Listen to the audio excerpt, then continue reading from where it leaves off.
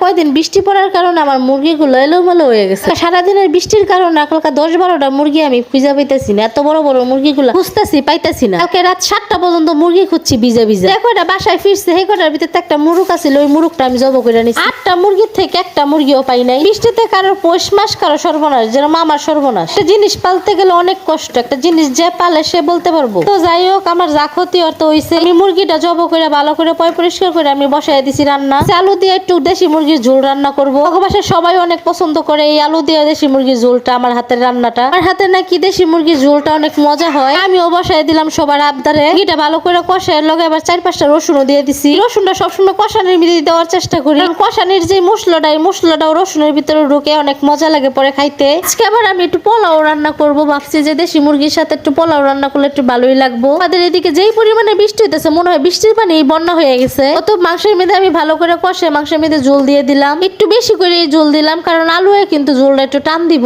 তরকারিটাও ভালো করে জাল হইতে হইব। তরকারিটা ভালো করে জাল দিয়ে আমি নামাই ফেললাম। অনেক সুন্দর হয়েছে মাশাআল্লাহ।